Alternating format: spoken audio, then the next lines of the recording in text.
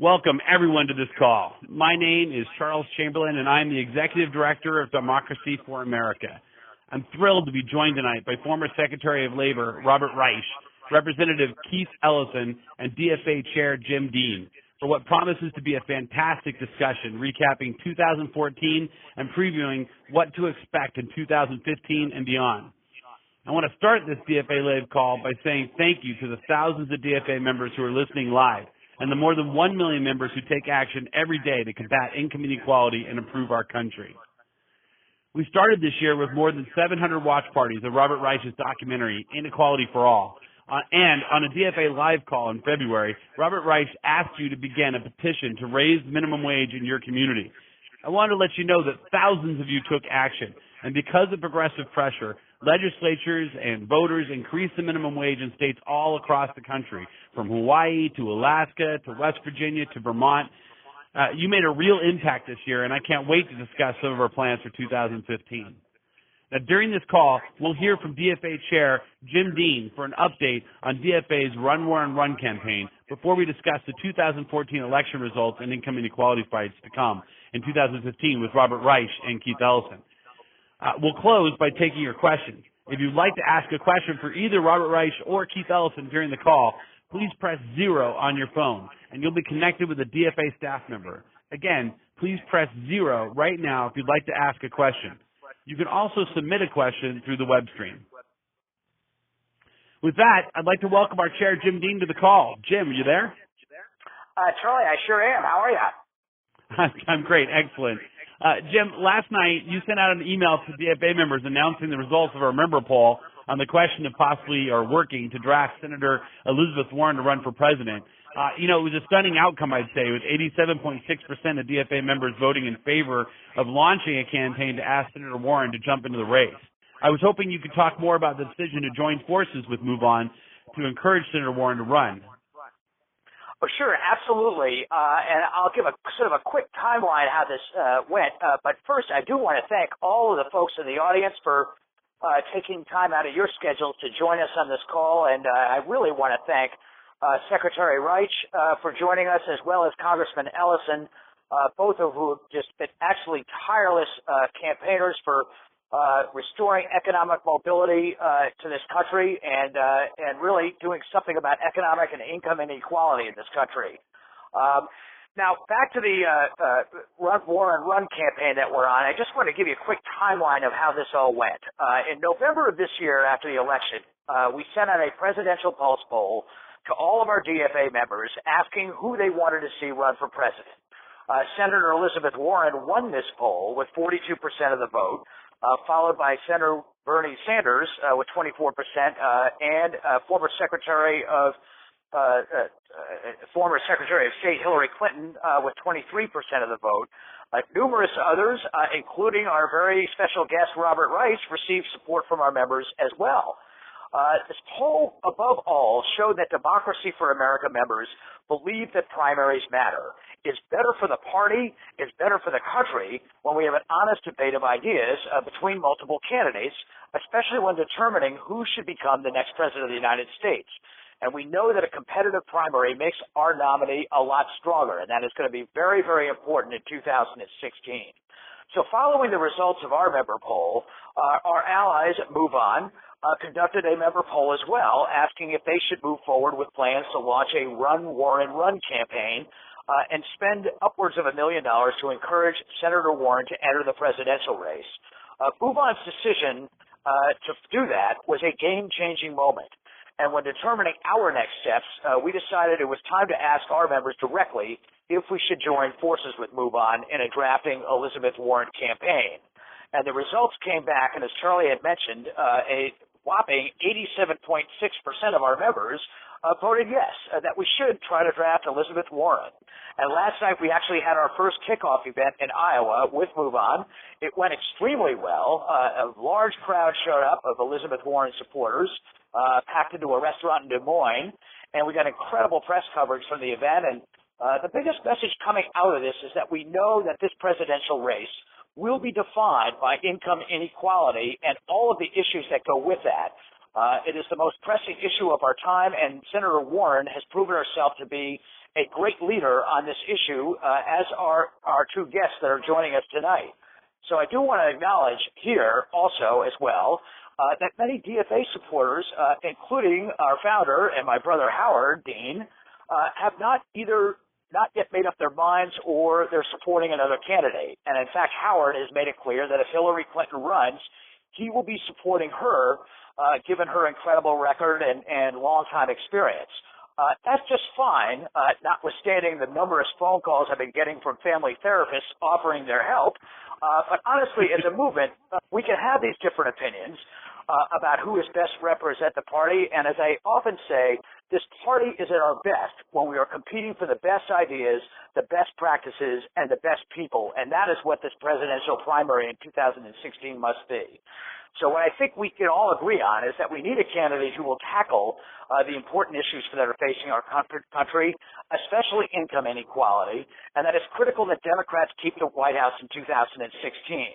So I'm looking forward to the coming discussions and to seeing who decides to actually run, as well as the new work we need to do up and down the ballot in the coming years to push the agenda of righting the wrongs of economic inequality, as well as getting good candidates to run for office. So with that, again, thanks so much, all of you, for being on this call with us. And Charlie, back to you. Thanks, Jim. I think that sums it up perfectly.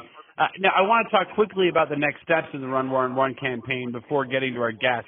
Obviously, if Senator Warren were already running, there'd be no reason to launch a draft campaign in the first place. And I want to be clear, Democracy for America members aren't under the delusion that it's going to be easy to prove the Beltway pundits wrong and encourage Senator Warren to actually run. So that's why we're going all in and working hard to make it happen. And Democracy for America is committed $250,000 to Run, Warren, Run campaign. And with that investment, we'll open offices and hire staff in early primary and caucus states like Iowa and New Hampshire. We're going to build a national volunteer powerhouse ready to support Senator Warren if she decides to run. We'll produce ads and videos which tell the story of how Senator Warren has stood up and fought for the middle class and her powerful vision for our country's future. We'll draft and support the next generation of Elizabeth Warren candidates at all levels of office in all 50 states. So this campaign is bigger than just the presidential race, because we're going to build a broad coalition of candidates for Senate, U.S. House, state and local office who will stand with Warren in the fight against income inequality, no matter what office she holds. And of course, we'll train the campaign staff and the grassroots activists who can help Warren-wing Democrats achieve victory nationwide. You know, it's already been exciting to work with DFA members on the ground in Iowa, and frankly, we can't wait to work with DFA members nationwide on this campaign. So we look forward to hearing your thoughts and ideas on how we move forward, and I can't wait to see what we get done. Now, I also want to emphasize that the reason we decided to launch the Run, Warren, Run campaign along with Move On goes beyond one person. This isn't just about Elizabeth Warren, because it goes beyond one person. It goes beyond one presidential race. It speaks to our moment in time where we face historic inequality and an economy where too much of the recovery goes to the top 1%. So with that said, I'm honored to be joined by two people who have worked tirelessly against income inequality and who have a fantastic perspective about how we can take action.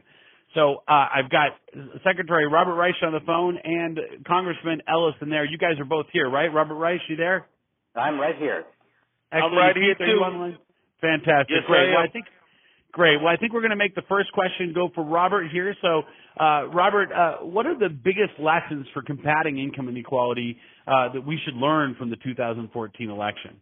Well, first of all, let me just thank DFA and Charlie and Jim and everybody there. You've just done a terrific job with regard to mobilizing and organizing and energizing people about the issue of inequality and how it is undermining our democracy and dramatically hurting our economy. I mean, the economy is supposed to be in a recovery, but most Americans still don't feel it. What we learned from 2014, I hope, and the question is who is we? I mean, I don't know that the Democratic Party learned as much as it needs to learn. I don't think the Republican Party learned anything.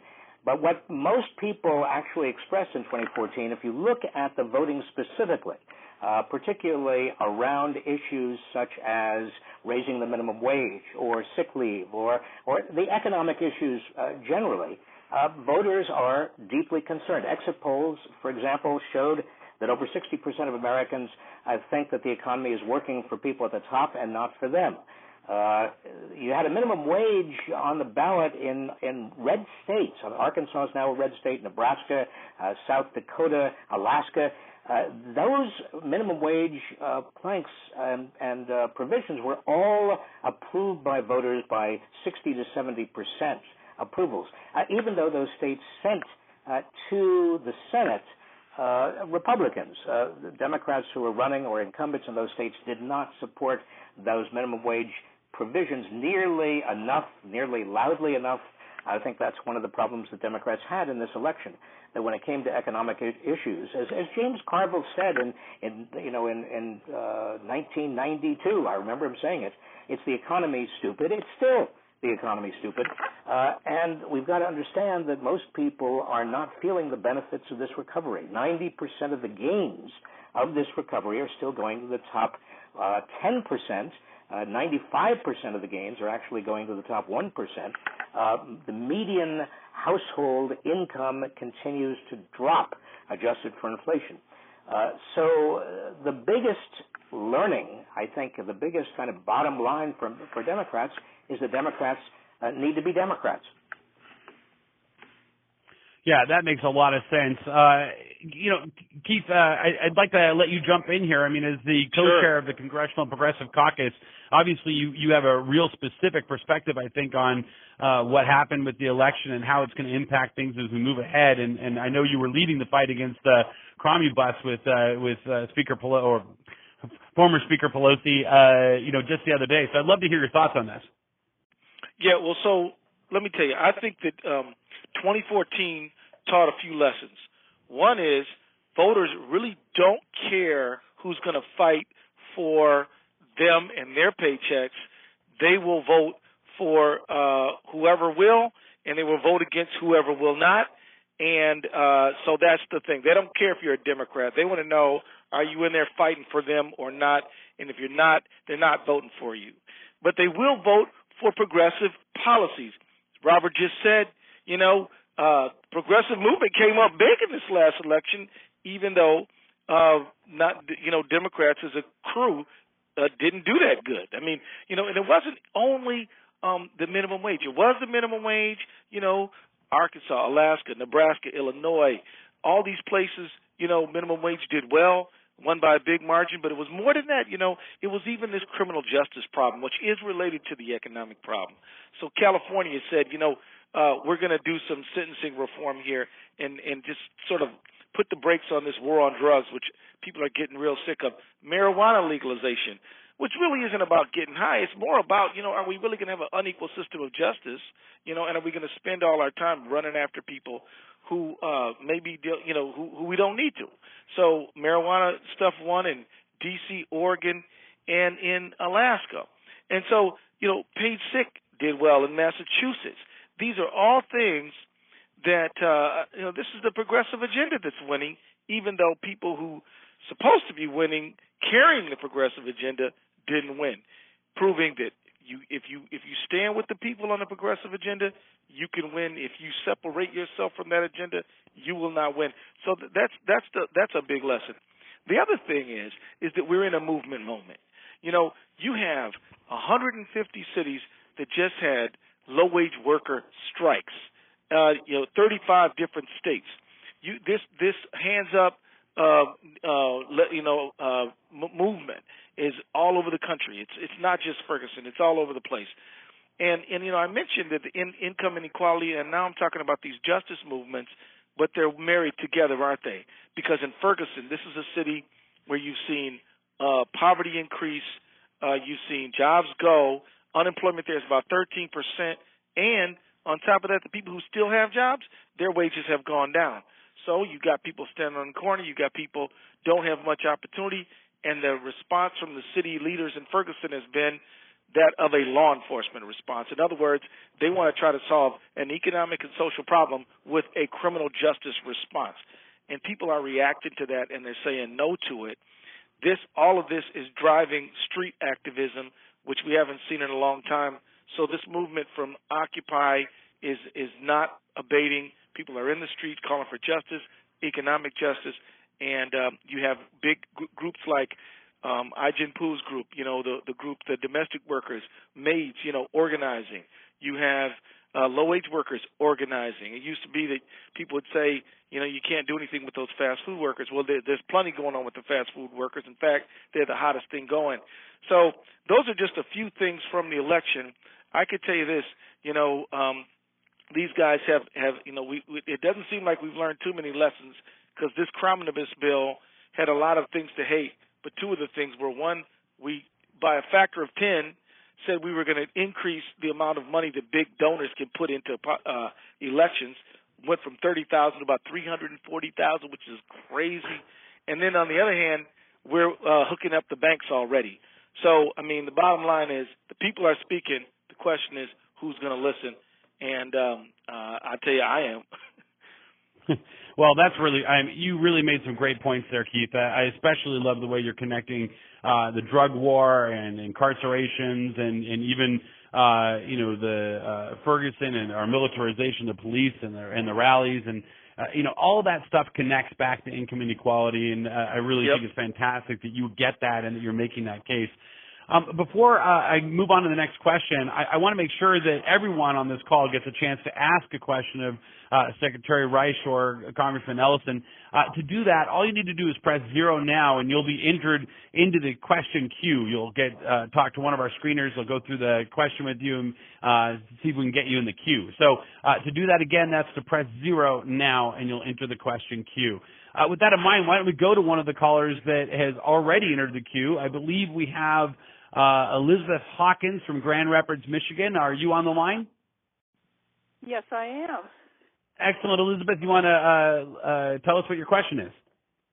The question is for Robert Reich. Good evening, Dr. Reich. I've sat in on your classes at Berkeley, and you clearly don't encounter the same problem I encounter here in Michigan at the community college level, and that is especially my younger students, 18 to 24, 25, are so thoroughly indoctrinated in right-wing economics, the idea that job creators exist at the top of the structure.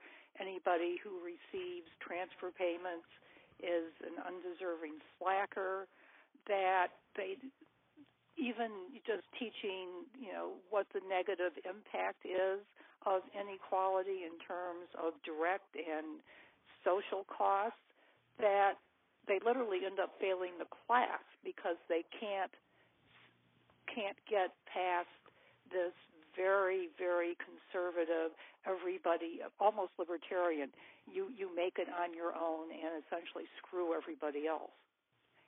Well, first of all, Elizabeth, thank you for teaching at a community college.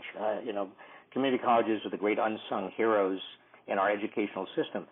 Your point about economic ideology is well taken. I find it all the time, even at Berkeley, but as I go around the country.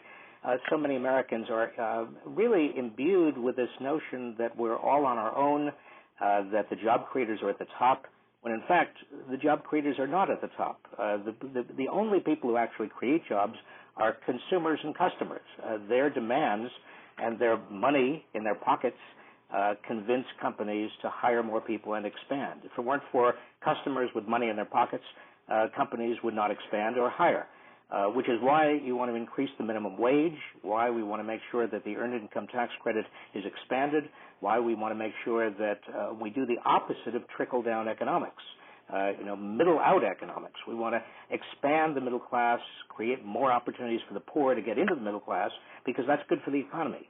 One reason the economy has been so slow to recover, and it is still in very slow mode in terms of this recovery, is because the middle class just doesn't have enough money, and the poor don't have enough money to keep the economy going. Most of the gains have gone to the very top, and people at the very top, they don't spend. They either save or they send their money around the world wherever it can get the highest return.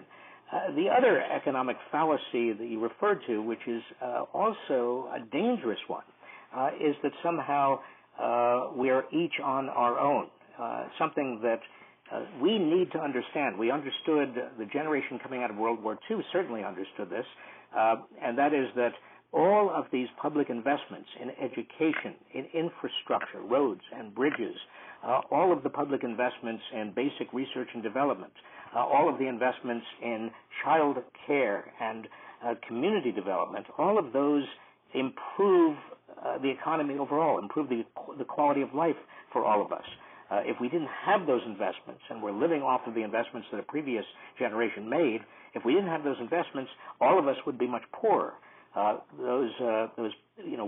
We depend upon public investments in education, infrastructure, basic R&D, and all of the rest. Again, a conservative fallacy is that we are kind of in a social Darwinist universe in which we have a survival of the fittest. That does not characterize America. It should not characterize America. It should not characterize any civilized society. Excellent. Thank you very much for that. Why don't we move to the next question? I believe we've got Claudia Finseth. Are you on the line, Claudia? Yes. Excellent. Where are you calling in from? I'm calling from Tacoma, Washington. Excellent. Excellent. I believe your question's for Congressman Ellison. You want to let us know what you're thinking? Yes, Congressman Ellison. My husband and I are 60. My mom is 90. We see our hard work slipping away as we head toward retirement. I would really like to know some concrete things we can do to help people of retirement age who have gone from middle class to being in real danger of living out their retirement in poverty. Well, I think that this is like the question of the moment, or one of them, at least. I'll get specific right away. The first thing I think that we need is a dramatic shift in consciousness as it relates to maintaining, strengthening retirement stability for people. We got to change how we look at it. So, for example, big banks got in a lot of trouble. We dumped $800 billion. We're prepared to put $800 billion into keeping the banks safe. And yet we have a lot of underfunded pensions out there. And instead of helping the pensions meet their obligations, which are underfunded, we're literally just passing laws to say, well, you can reduce people's benefits. That's what we just did in this bill with this multi-employer pension fund thing. I mean, I was sympathetic to the people who wanted to have that change because, what are the pensions need to do something to survive as long as they can. But it's so different from what we did for the irresponsible bankers who put this whole economy in jeopardy. I would like to try to help the pension funds meet their obligation through public help, and yet we need a constituency that will demand it. The same way we needed a constituency to help Detroit. I mean, and so we need a change in the way we look at these things and say, look, if we're going to help the banks, we got to help our people who have worked and funded their pensions for so many years. The other thing we got to do is I believe we should support this Department of Labor rule called a fiduciary rule, because this is a rule that says that it recognizes that we have gone from defined benefit plans to defined contribution plans. In other words, we've gone from pensions to 401k. The 401k, you bear all the risk, and yet you don't have professional expertise to help you make good and right retirement decisions. In fact, the situation as it exists right now, if you were to go to advice, people can sell you products that make them money and aren't necessarily good for you. They may be suitable, but they're not in your best interest. We need to make sure the Department of Labor is looking out for the retiring senior, as people need to save money for retirement. Another thing we got to do is we got to be very, very vigilant and not just protect Social Security, but we got to expand Social Security. So one of the big fights that the Progressive Caucus and many of you went through together over the past few years is fighting this thing called change CPI, which is really just a measure of inflation, which represents a benefit cut to seniors. And so we said no change CPI. We're not going to allow any benefit cuts.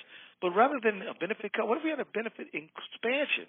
There's a guy named Pete DeFazio out there in Oregon, awesome guy, member of the Progressive Caucus, who has a new measure of inflation called CPIE, which would actually improve and increase the benefit that the way we measure inflation for seniors, and it would increase their benefit.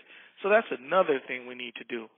And so, these are just a few great ideas, I think, to really protect retirement security. It starts with the shifting consciousness that in a country where 10,000 people a day are turning 65, many of whom have far less than they need to retire, we have got to think in a brand new way about how we protect retirement security. And that means protecting and strengthening Social Security. We're not going to raise the age for it. We're against that. We will fight that tooth and nail. We're not going to have any benefits cuts in the form of change CPI. We're going to do the opposite. We're going to expand it. We're going to call out this lie that Social Security is going broke. It's not.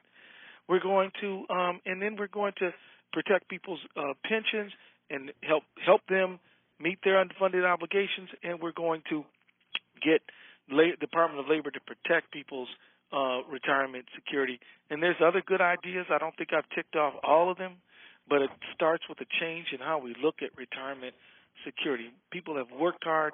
They have earned this, and we can't abandon it. And by the way, I just want to tell you, some of the main people out here telling lies about Social Security and retirement have flushed Social Security, like this guy, Pete Peterson. He's over here saying that Social Security is broke, which it's not. Man, this guy, his great-grandkids' retirement is paid for, and he's telling me that America, the richest country in the history of the world, doesn't have enough money to make sure that some hard-working waitress has enough money to retire and has a decent Social Security and a pension to rely on. So we need a change in the way we look at this thing, and we need to look at Social Security and we look at retirement generally as an economic benefit for working Americans. And so we've got to really push this thing. And I think that, we've got to stop this age warfare, and I'm just going to be quiet right there.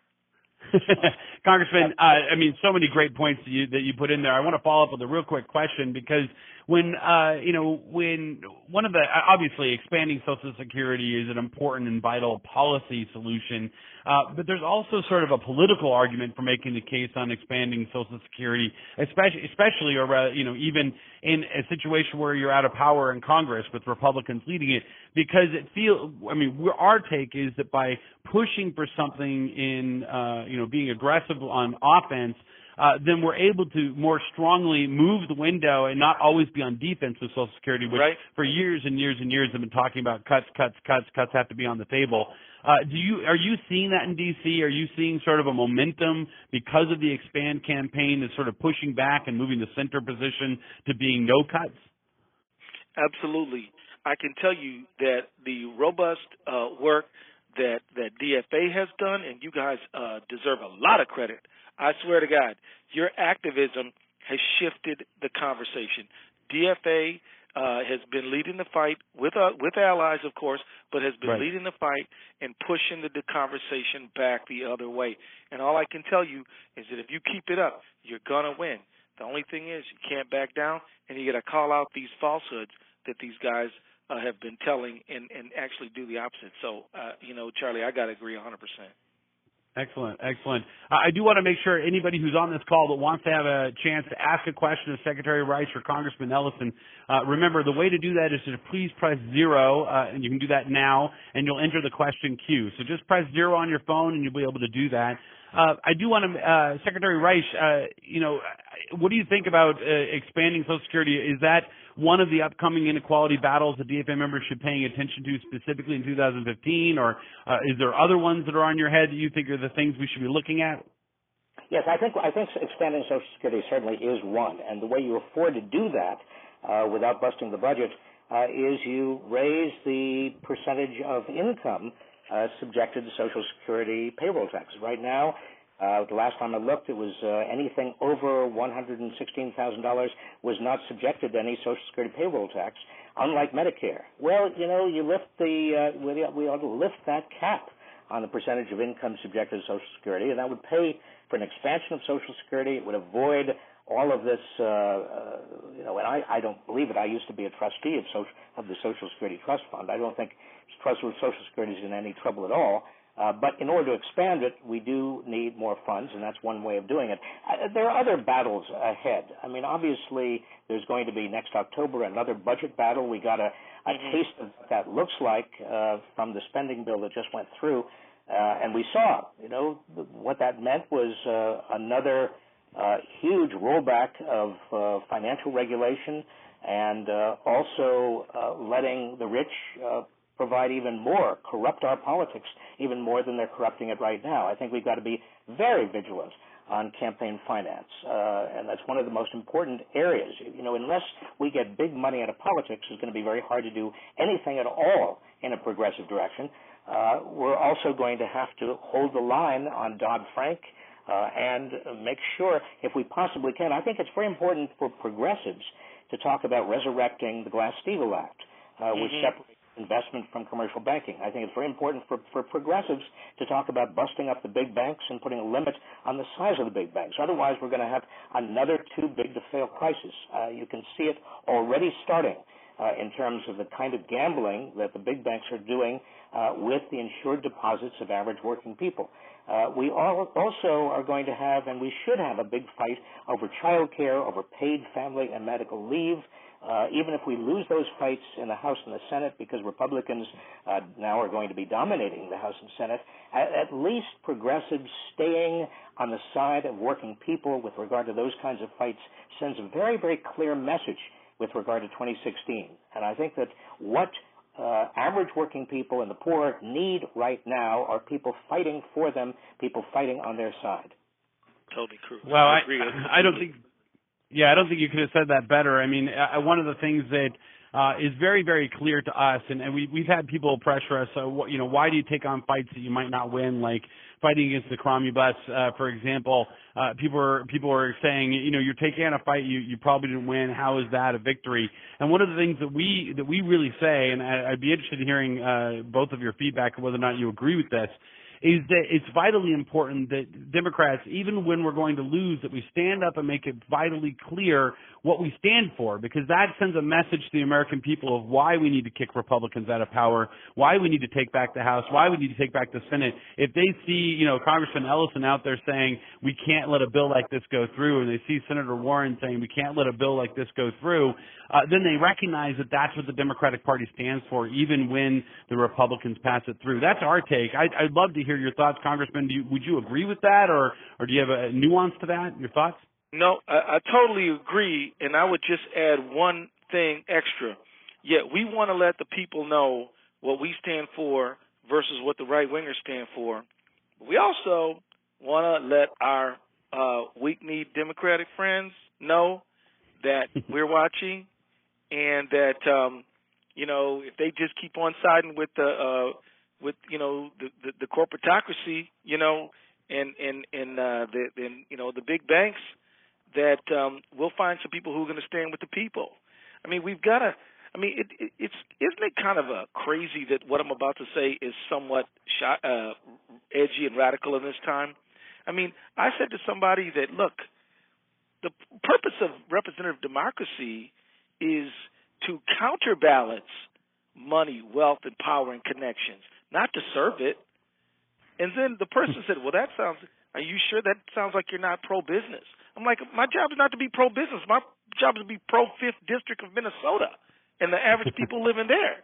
And how are we having conversations that are so fundamental and basic, pulled right up out of our civic textbooks, and yet they sound, I don't know, not that, I mean, the bottom line is that's what representative democracy is for, to represent the people and not the big banks. And so, Jamie Dimon's calling up, making calls for the Cromulus. That alone ought to tell you what side you ought to be on. Jamie Dimon doesn't need my help. He's already a gazillionaire. But you know what? Maud McGillicuddy, who's the server over at Denny's, does need my help. And that's who I'm fighting for. That's right. That's exactly why, Congressman Mike Honda, also a member of the Congressional Progressive Caucus, was being primary challenged in California by a corporate Democrat last year. And one of the cases we kept making, or rather his opponent kept making, was that he kept saying Google and Yahoo needs better representation in Congress. And one of the points we kept saying back is that is the most ridiculous statement ever. Google and Yahoo and corporations are getting plenty of representation in Congress. It's the average middle-class person. It's the low-wage workers. It's all the constituents of Mike Honda's district that needed representation, not just Google. So couldn't agree with you more. Yeah, definitely.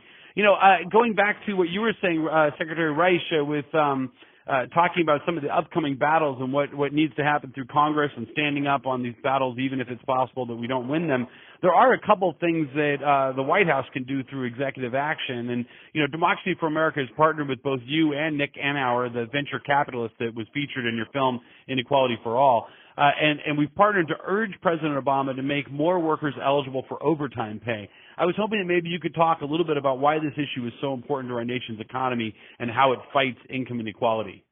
Well, it's very important, obviously, because, if the overtime pay is set, and it's been set, since I was labor secretary, they haven't changed it at all. The overtime threshold, when you're eligible for overtime pay, was never adjusted for inflation.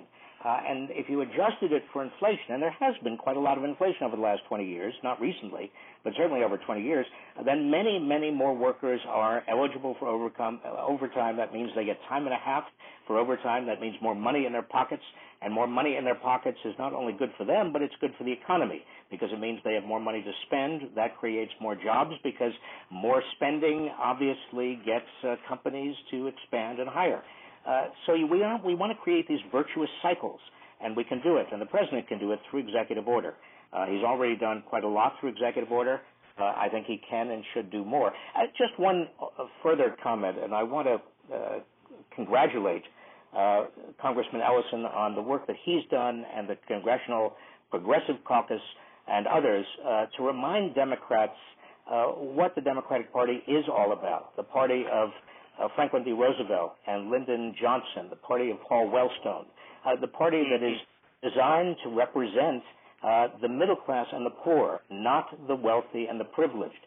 And they, Democrats, the Democratic wing of the Democratic Party, as Paul Wellstone used to put it, needs more fortitude. It needs to be expanded.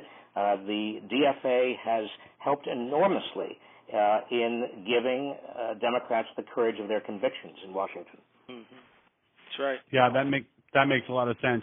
All right, well, let's go back to another live call from one of our members here. I believe we have Pedro Paneria on the line. Are you on the line, Pedro? Yes, I am. Great. Where are you calling in from? I'm calling from Orlando, Florida. Excellent. Why don't you, I believe your question's for Congressman Ellison. You want to go ahead? Yes, sir. It's my dismay and disgust that a lot of representatives and senators voted for the spending bill, knowing that a lot of poisonous items were in the bill, and I guess they didn't care. Especially my senator from Florida, Bill Nelson. I'm really not too happy with him now. And there's a few things that I'd like to mention that were in the bill. I'll do it as quick as possible. The transfer of some Apache lands to a big Australian mining company, the big banks, especially Citigroup, that they can do anything they want with them with our money. They can accept all the gains, but we suffer all the losses. The campaign funds that they can basically give whatever amount they wish to give.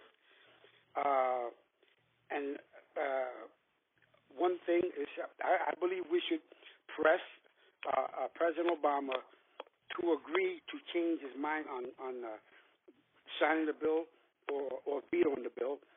Pelosi was brave enough and to change her mind. I think Barack Obama can come to grips with himself and the party and turn back his decision to sign the bill, even though he had agreed to sign it. But I think it's a big mistake if he does, and we will hold him accountable if he agrees to not sign it. Great. So that makes a lot. I'm sorry. It sounds like you got cut off there a little bit, but I think that question is a pretty good question for you, Congressman Ellison. Do you have a census for why some of the Democratic senators who voted for it, and do you think there's any chance we have at getting the president to veto it? Well, let me tell you, I think the reason most people gave for voting for it is it gave a year's worth of spending as opposed to having a 3-month spending bill where we could go through a potential shutdown every quarter. that is like the best case that they gave. Now, some of us said, look, we get that. We all hate these shutdowns. They really suck, and they hurt working people, and they do a lot of damage. But look, two things. One, why don't we fight this thing? Make them take it out, right? There doesn't have to be a shutdown. That would be a Republican choice. They're the majority in the House. What if we fought them? What if we said, this thing's not going to go through with our help unless you take these things out, and we stuck to that? They'd have to take it out. But, I think we gave up too soon. That's my opinion. And I think the president should have issued a veto threat. And, I'm happy to sit up in D.C. all through Christmas time if that means we're going to help the American people. So what do I think about the likelihood of a veto? I don't think that's likely because the president was calling us, whipping us for the bill, along with Jamie Dimon. He sent Dennis McDonough to the Dem caucus and told us we had to do it, and he said I don't like it. By the way, I want everybody to know, I wouldn't blame the president for this because the president did not want these spending things in here. The president did not want dismantling this swap push-out in there. He didn't want a lot of these bad things in there, but I guess if you want to fault him, I think the criticism is that I think he should have just said, I'm going to throw the gauntlet down on you, as opposed to saying, well, this is kind of a poop sandwich and we just got to take a bite because otherwise we're going to be in shutdown mode. It really wasn't that the president wanted this. The president's not the enemy here. This is what the Republicans wanted. I think that if there's fair criticism to be put in his direction, or even Senator Nelson, it is that, look, we the people, we're willing to stand and fight with you if you're willing to stand and fight for us. And so don't take a bad deal just to get a deal. I think that, am I making sense there, Charlie? Oh, totally making sense. And I think you're absolutely right. The key thing is that when you guys stand up, when the Congressional Progressive Caucus under your leadership and Arul Grijalva's actually whips votes and really works hard to try. Yeah, I saw the photos of your whip team. It looked like you had almost everybody on board making it happen. And I know I saw a quote from Nancy Pelosi saying that the effect that you guys had on giving her the ability to stand up stronger. I know you guys had a huge impact, and I think I can speak for all DFA members in saying thank you so much for standing up for real democratic values and fighting as hard as you can. I also think that you pretty much have the quote of the call by referring to the Crom Nouvelle bill as sort of a poop sandwich. Boy, is that an understatement. Well, with that in mind, we do have a caller, Karen Davenport from Decanter, Georgia, on the line. Karen, are you here? Yes. Excellent. Yes, We want to ask your question. I think this question is probably perfect for Secretary Reich. If you want to ask the question. Yes, Secretary Reich. I want to know how we as citizens can make sure that the information that you really eloquently put together in your research and films can really come out more with mainstream media. I mean, like our local news and newspaper don't really push all the issues that you're talking about, don't really give all the information, and therefore I think that's why voters vote in an ignorant fashion. Well, Karen, the mainstream media really is influenced, unfortunately, by advertisers. And those advertisers, many of them, unfortunately, are quite conservative. They don't want to see change. They represent big corporations, and they do have some sway over some of those media. But it's not just the mainstream media. It's also right-wing talk radio. It's also Fox News, Fox Republican News. You have a lot of media these days that are not reporting the truth, and there's no easy way out of that. I worry that we get so used to simply consulting the Internet with regard to those sites that confirm our biases that we kind of perpetuate this division in which the right is not talking to the left, Republicans not talking to Democrats, Democrats of the left not talking to Democrats on the right, and truth becomes all relative. I don't have an easy answer for your question. I think it's a terribly important question, but I am old enough and idealistic enough to think that the truth eventually does come out. That makes sense. Congressman Ellis, do you have anything to add on that? I think that we live in a internet age, and we all need to take personal responsibility for communication. So, for example, with your Facebook, your Twitter, your Instagram, I mean, if you hear Robert Reich say some things you think are right, and I do all the time, then I think that we just need to sort of maybe leapfrog the mainstream media and push it out ourselves. If you have at least 100 people on your Twitter following, and then you ask them to retweet a link to Robert Reich's research, then you could probably talk to maybe 10,000 people within the course of an evening. So we've got to really be creative here. And let me tell you, if something starts trending on Twitter, the mainstream media picks it up because they're looking for a good story. Let me tell you, I've started working on, and they haven't been released yet, but I've started working on some podcasts on working people's stories because I don't think they get told well enough. But I think at the end of the day, we've got to just take individual and personal responsibility for helping to push the message out. We've got to, I'm just going to be very, very blunt. We've got to buy Robert Reich's books. We've got to support Tom Hartman. We've got to get involved with DFA. We've got to really have as much vigor for our side of this thing as other folks. And I just want to agree with Robert. I hope nothing I said is to vilify or demonize more conservative Democrats. That's not really what I'm talking about. I do believe that politicians see the light when they feel the heat, and they have, and you have the duty and obligation to let them know how you feel so they can do the right thing, and you have the right to pick people who represent your views.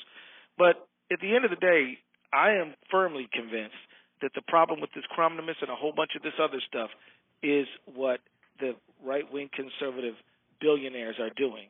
And I don't want to lose focus on who's the problem and who's sort of like not as enthusiastic for our side as I wish they were. I hope that makes sense to folks.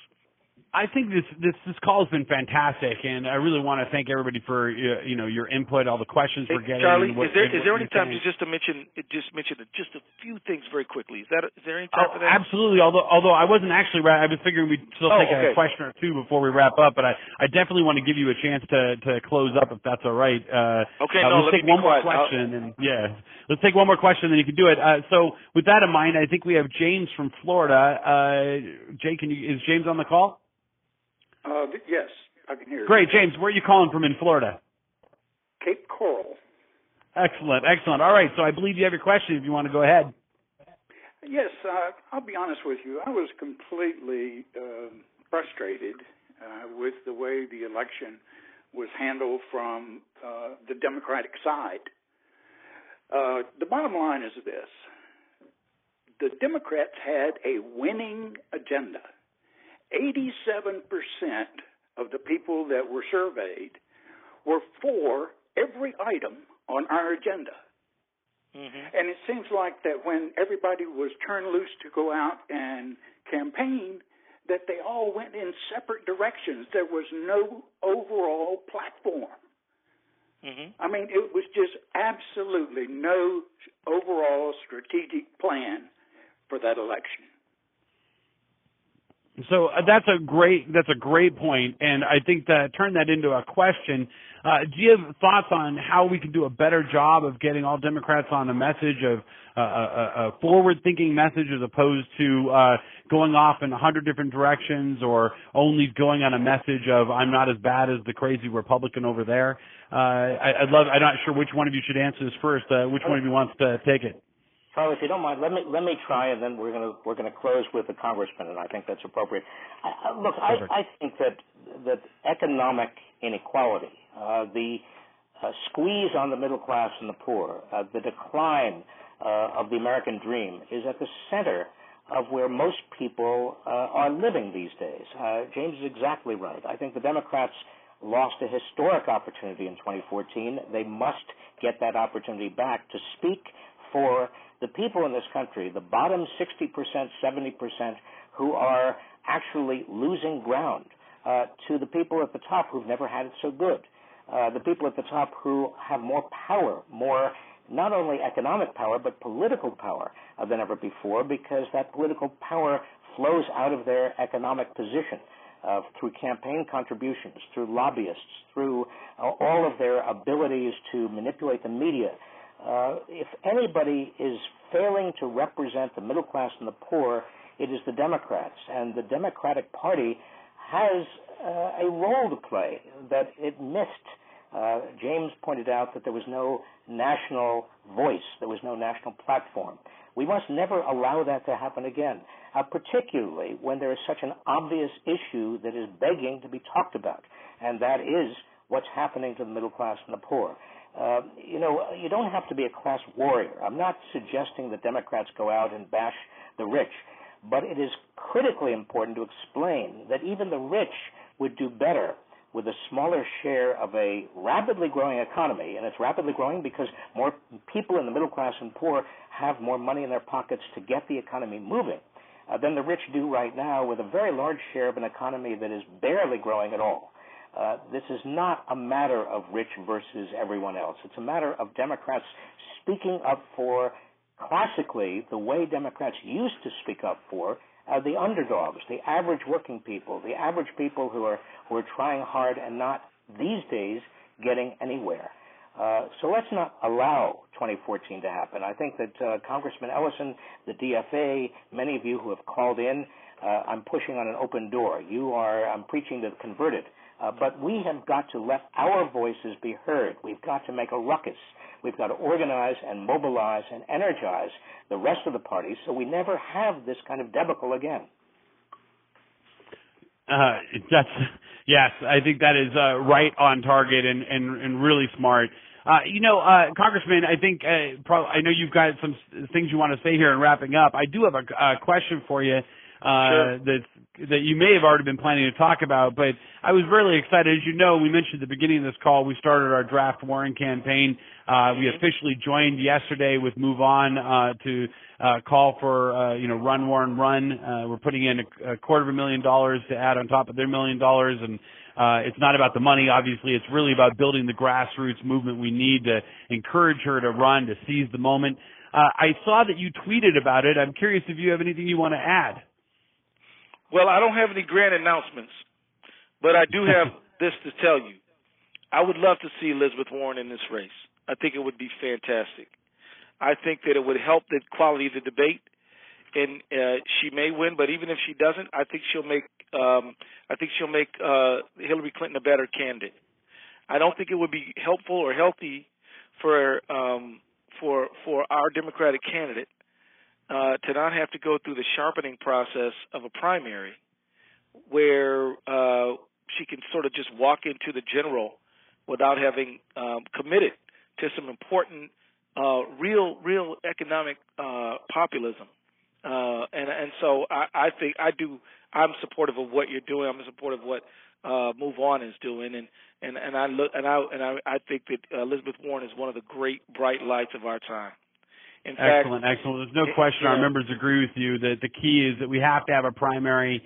We have to have a real conversation about the ideas, and we've got to make sure that income inequality is what we take on in 2016. And obviously our goal in trying to draft Elizabeth Warren is to help make sure that that's number one. She is the leader of our time on the issue of income inequality. So it's fantastic to hear support. There's so many people that are concerned about the idea of a primary. And I think 2008 was a fantastic lesson in the fact that you can have a heated, contested primary where the gloves come out and mud is slung, and yet come out of it, both candidates come out of it stronger in the end. And so I'm looking forward to a really exciting primary process. With that in mind, Keith, I'd love to hear how you want to wrap this up, because I think we're about to wrap up this call. So why don't you close this out? A few things. I just want to just say to DFA members, thank you for your great service. This is a movement moment. Your activism will be rewarded if you get highly energetic now as you are. I want to encourage you to do it. We're in a movement moment. Let me also say there are some fights coming up in the near future that I just want to just ask you to plug into. Something called Trade Promotion Authority, also known as Fast Track, where basically Congress waives its right to to amend trade bills is something that we're going to see coming up, and we're going to see the Trans-Pacific Partnership come up pretty soon.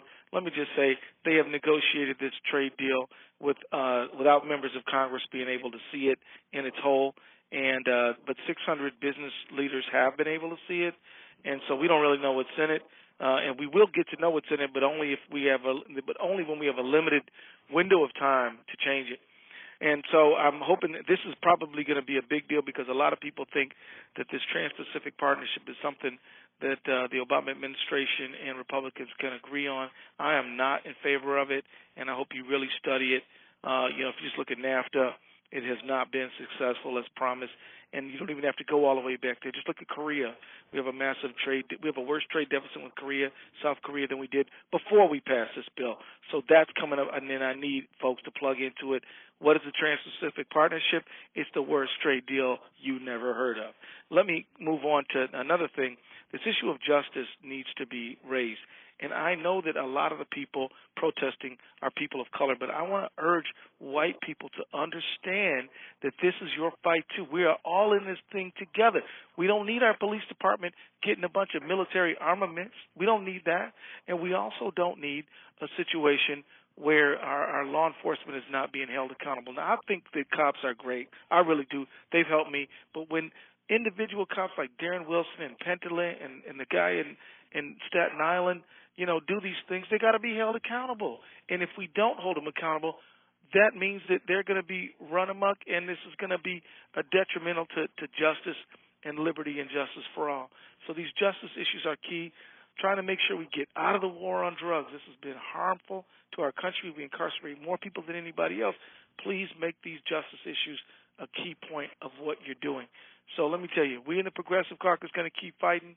DFA is going to keep fighting. We're all going to fight together for a better America. Thanks a lot, everybody.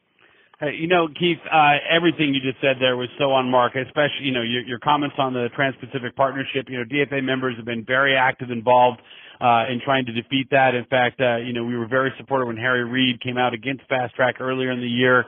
We helped use Harry Reid's comments to sort of pressure Nancy Pelosi, and that worked really well as Pelosi came out and also said that version of Fast Track was dead.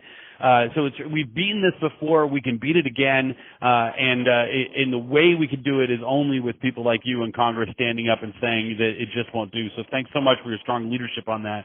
I also really want to thank you for your leadership on everything from Ferguson to the militarization of the police to accountability. No one is above the law, and it's vitally important that is especially true about law enforcement. They can't be above the law. How can they possibly enforce it if they live by specialized rules? And when you look at the statistics, you look at the stats, and you see how disproportionate the way the law is exacted, the way it impacts communities of color, people in poverty. It's just across the board an injustice, and it's not what America should be standing for. So it's just, again, fantastic to have leaders like you in Congress that stand up and are so strong on this issue. So I'd like to thank you, Congressman Ellison. Thank you, Secretary Reich. And of course, thanks also to our chair, Jim Dean, for joining the call. Before we close, I've got to end this call with a call to action. As Robert Reich mentioned, one of the best things we can do to combat income inequality is to make sure that all Americans get the fair pay they deserve for hard work. And in 1975, more than 65% of salaried workers earned overtime pay, and yet today just 11% do. That's ridiculous. That's because the federal government has not allowed the overtime threshold to increase. It's eroded over time. It's now less than the poverty line for a family of four. So if you earn more than $23,660 a year, business owners can make you work unlimited overtime hours for no additional pay, and that's just not right. President Obama and the Department of Labor have the power to change this. So if you go to democracyforamerica.com/overtime, that's democracyforamerica.com/overtime, or look to the right of this webcast, you'll see a petition calling on President Obama and the Department of Labor to expand overtime pay. I really want to ask you to add your name right now, share it on Facebook, ask your friends and family to sign, because we're going to be delivering these signatures on Monday to the White House. and the more we have, obviously, the greater the impact. So with that, I want to thank you for joining us. I want to thank our guests again. And because of you, we've done some amazing work this year. So I can't wait. Working together in 2015 and 16, we can achieve many more victories to come. I hope you all have a wonderful evening.